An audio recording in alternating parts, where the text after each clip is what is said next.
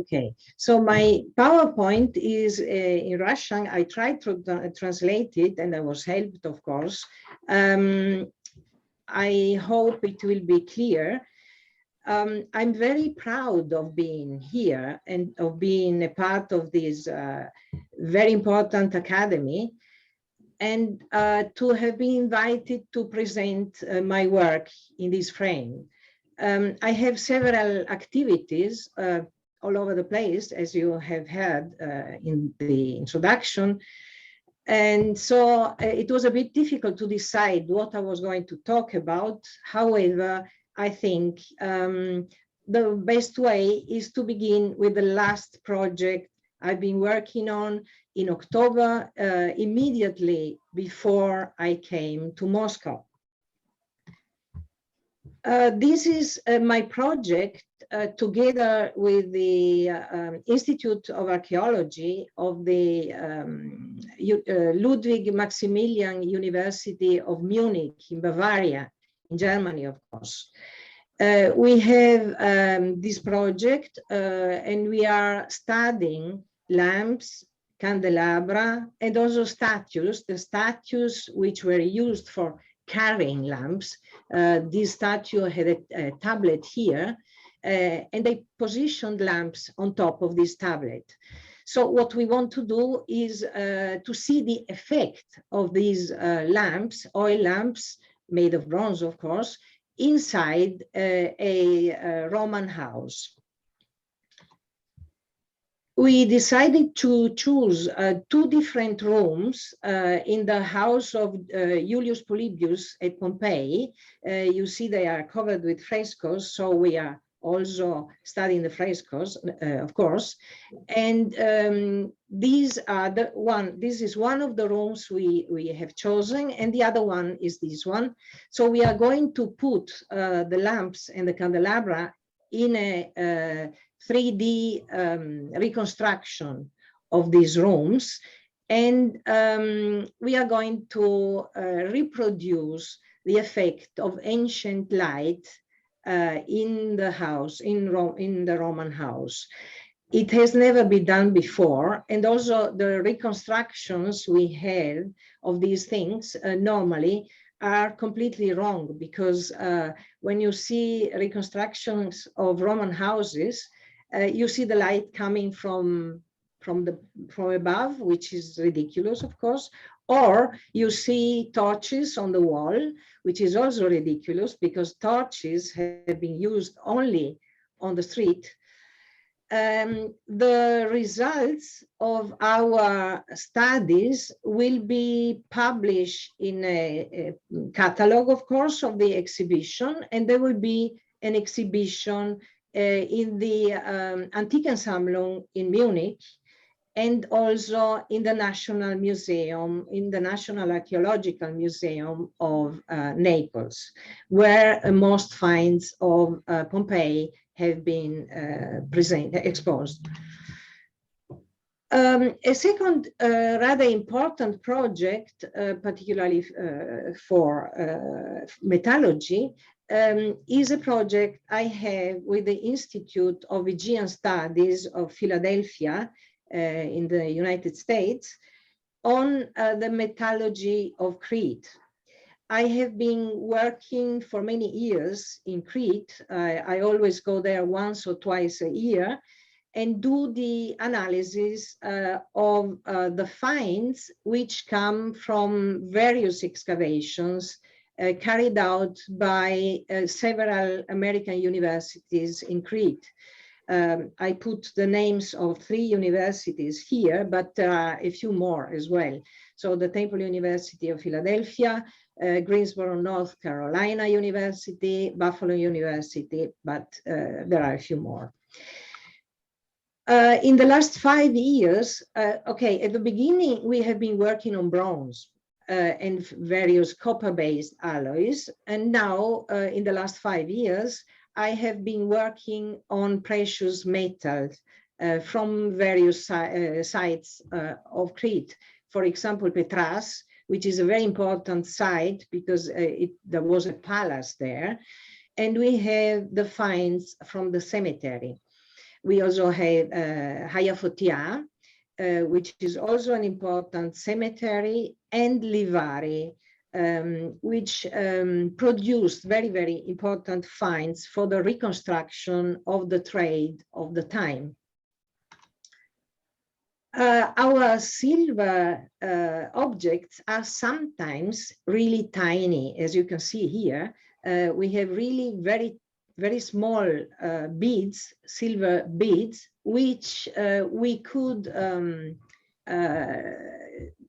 save from the earth, because the entire earth of the excavation has been washed, has been water sieved, so that we can recover even the smallest objects, as you can see, and also other remains like seeds, of course, which are important for the reconstruction of the food, the climate of the time, and so on. The largest objects made of silver are the daggers, and we have several such daggers. Some of them are exposed in the very beautiful new museum of Heraklion, the archaeological museum.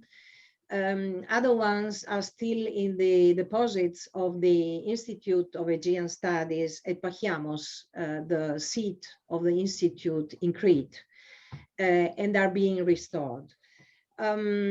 These weapons are quite interesting because they are clearly ceremonial weapons. They are made of various kinds of silver alloys, but all of them have only very little silver in the alloy, as you can see, only 5%.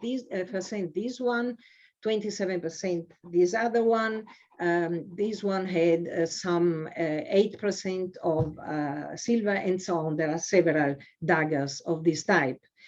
This means, of course, that these weapons were, first of all, ceremonial weapons, and they have been treated, the surface has been treated with organic acids, like, for example, very strong vinegar, to corrode out of the surface the copper, and obtain a surface which looked like solid silver, but it is not solid silver. It is a treated, surface-treated alloy. About the golden finds, we have a lot of pieces, very small ones recovered from water sieving, as I said before, but also larger ones. The problem is that these pieces are not published yet, so I cannot show them. Some of them are very important because they show, for example, the trade connections to other places, and are very impressive as well. But I can tell you several details of this research as well. We have these very similar examples of our silver object, or silver treated objects, as I said before, from Anatolia and from the Caucasus. So we have parallel finds from the Novosvobodnaya, Maikop, and Aslan Tepe sites, which are, of course, extremely important for the prehistory of the entire area. And we think that there was a trading connections, a very ancient trading connection from these areas, from the Caucasus down to the south. We have several finds which are similar, very similar to those of these other civilizations. And we also have other very clear connections we have seen through the analysis of metal finds, to Egypt, of course, which is the next one, the nearest one, but also, as I said, to the Black Sea and to the Near East. But they also go up to India practically, to the Indus Valley. So it's quite an interesting research, which we are going to publish in the future. Another project I would like to talk about is a Roman project in Tuscany. I have been working with this on this project together with the University of Louvain from Belgium. As you can see here, we have this is the nymphaeum of a Roman villa, a very large Roman villa, several hectares of different buildings. And what you see here is the nymphaeum, the water adorned place where there were plants, there were mosaics, there were various other details, paintings, and so on. And this place was abandoned in the 5th century AD. And it was occupied immediately afterwards by Goths. The Goths implanted different workshops in the building, particularly in this nymphaeum, in the various rooms of this nymphaeum. So we have, for example, a glass workshop, which you see here, with different channels, and this is the small furnace we have excavated, this one here, which was made of stones in the lower part and of clay in the upper part. In this furnace, they used to melt down glass mosaic stones to produce other objects, which you see here partly.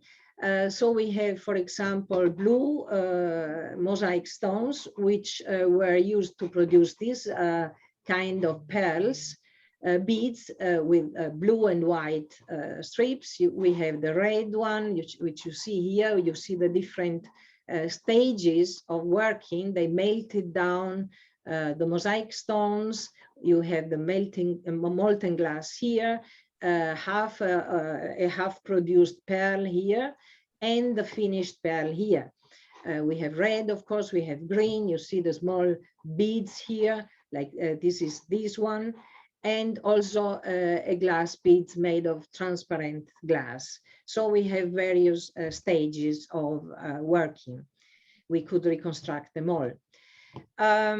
We also have a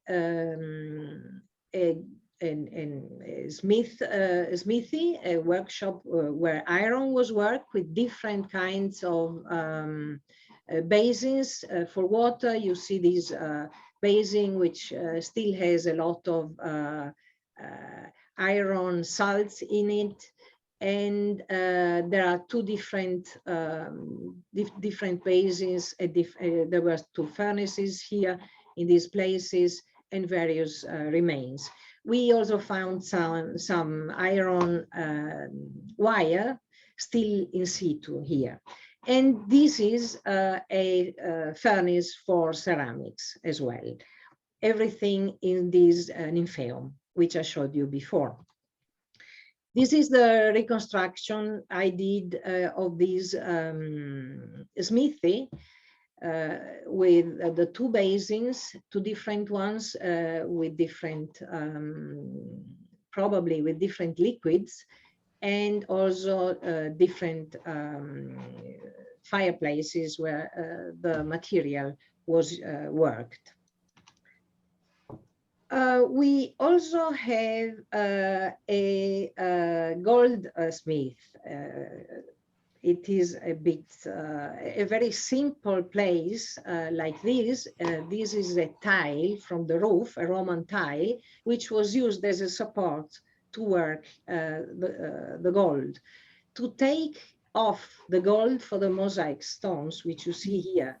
So we have, for example, a very impure glass, which has been used for the lower part of the mosaic.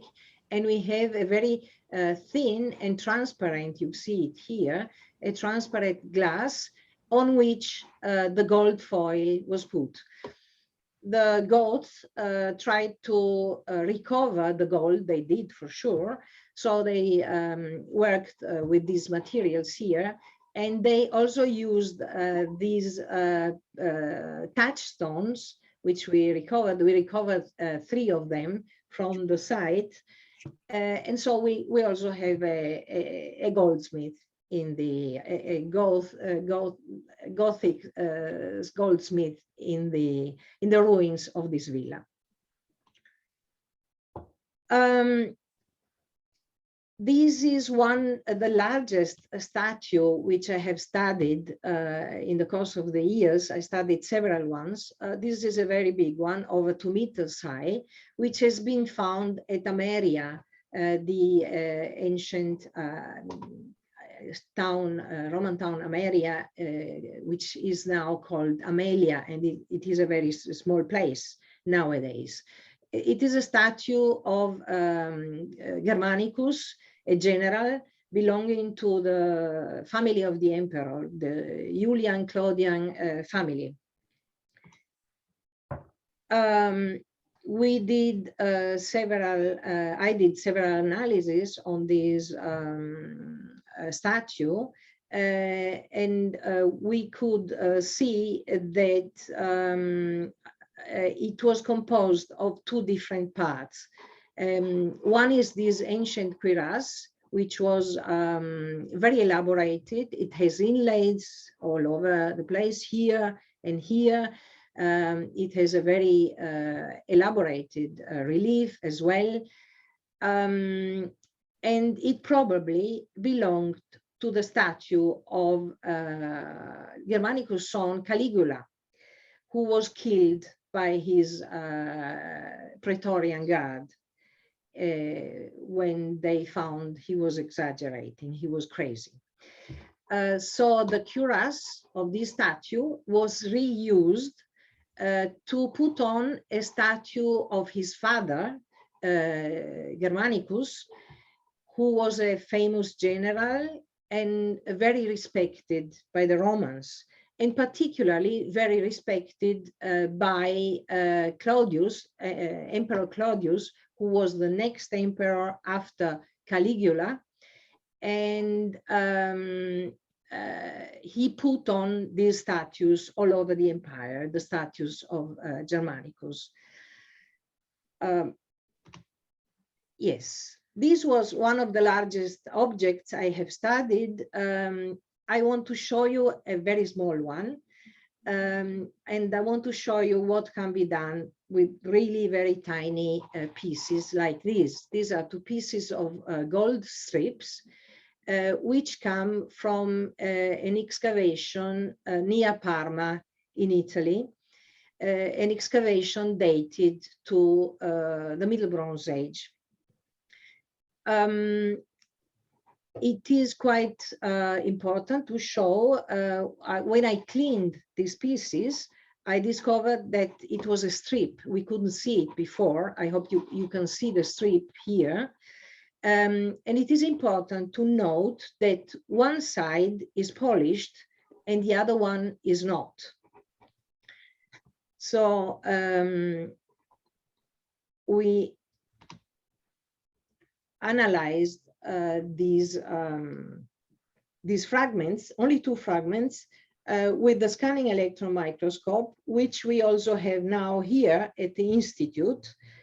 And we can use it for several materials. I just wanted to show you what can be done with a small piece like this. What I found at the back of the strip, on the matte side, not the polished side, there is a small grain of clay, which was used on the surface so that the gold did not become stuck on the surface of the working surface. On the same side of the small piece of gold sheet, I also found the traces of this material here, which is probably a mixture of wax and different resins, which were used to put the gold on a different surface. We know which kind of surface it was because in this area of this very small piece, I found these imprints which showed that the substrate was leather. You can see the traces of leather on the gold.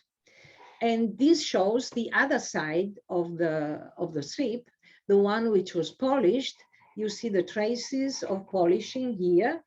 And the quite interesting detail is that with higher magnification, which I'll show you here, I could find these tiny pieces of material, which are the remains of a plant which was used for polishing the surface of this gold.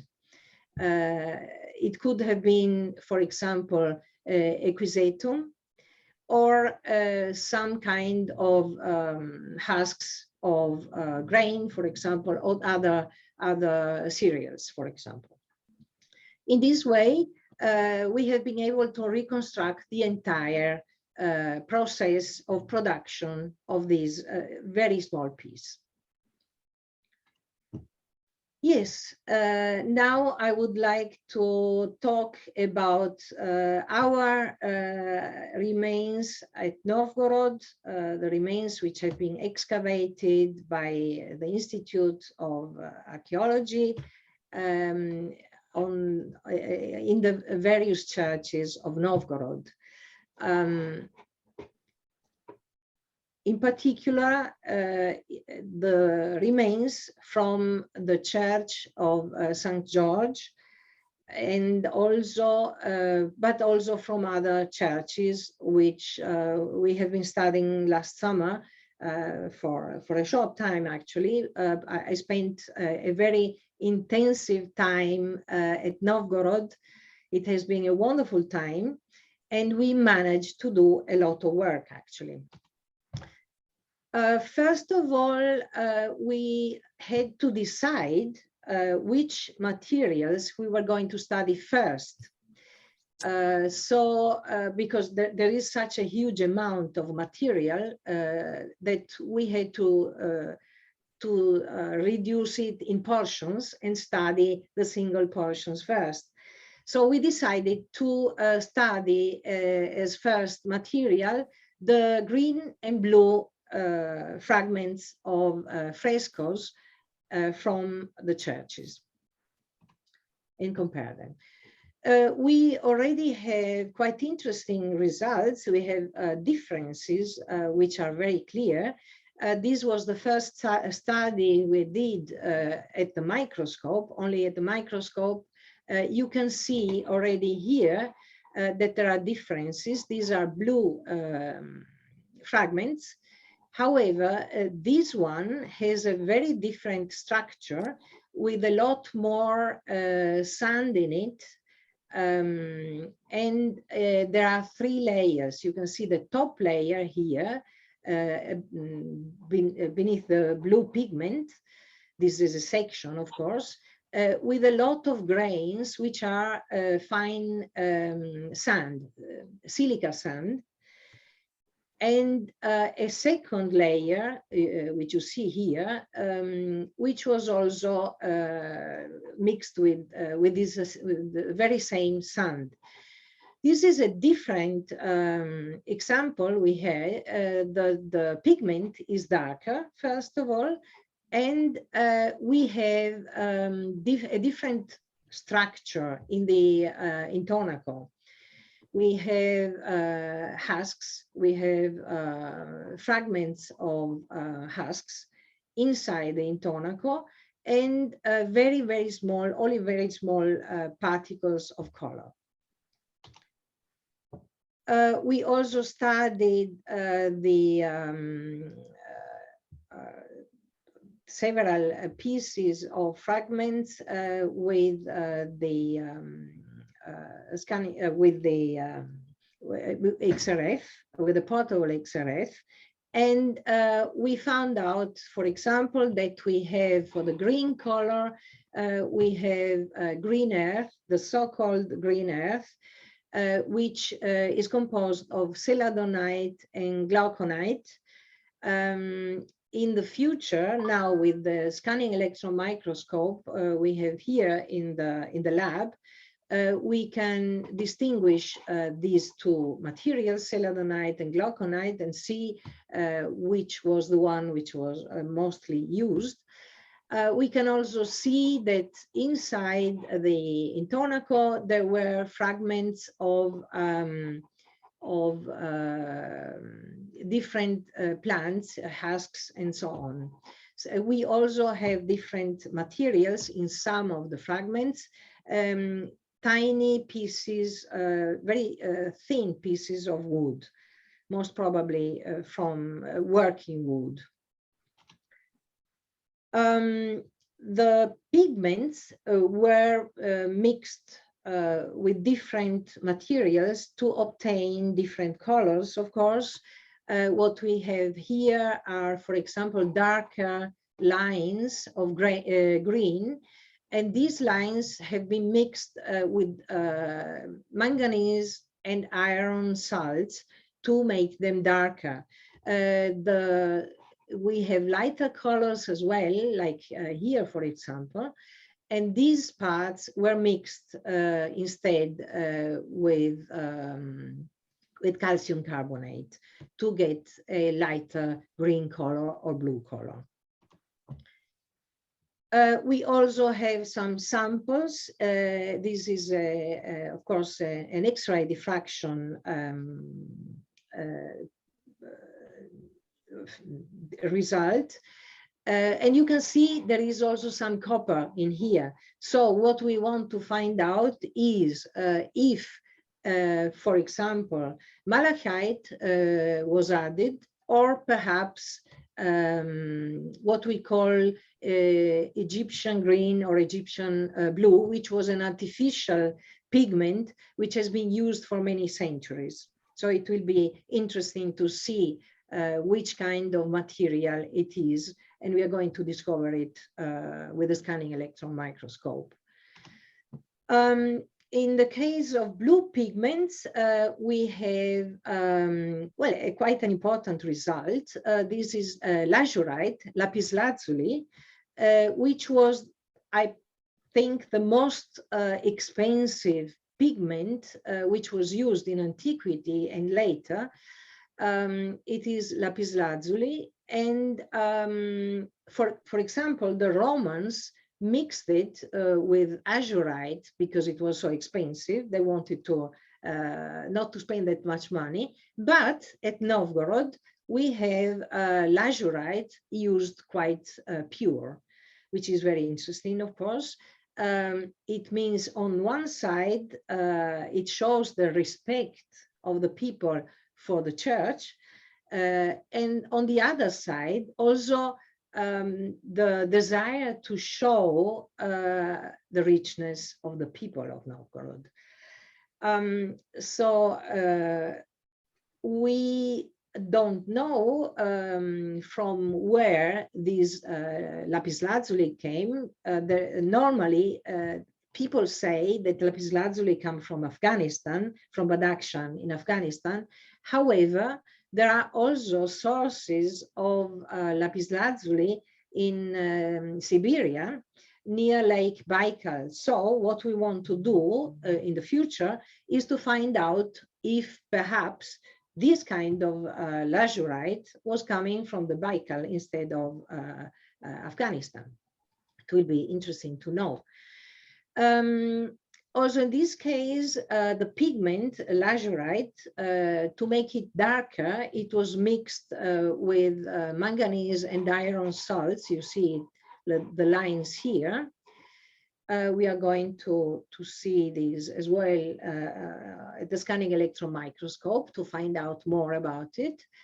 For the lighter color, light blue, they mix it with calcium carbonate, and we are going to see if they used, for example, lime or maybe limestone, or perhaps a marmor imported from somewhere.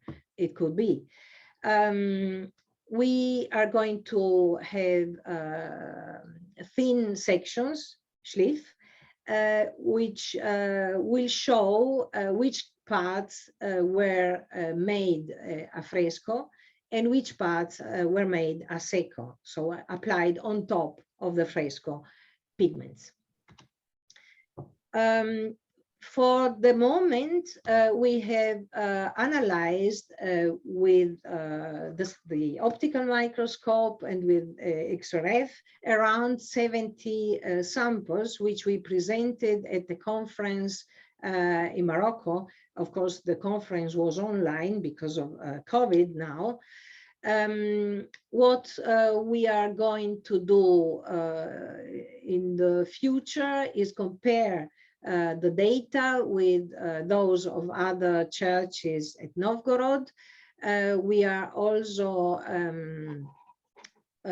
going to use other methods, the scanning electron microscope we have here, but also X-ray diffraction, which is a method to see which kind of salts were used, not the elements, the single elements, but the salts.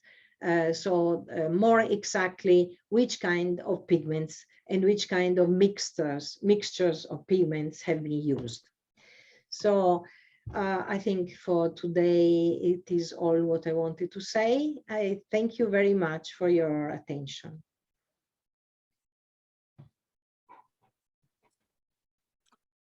Thank you, Alexandra.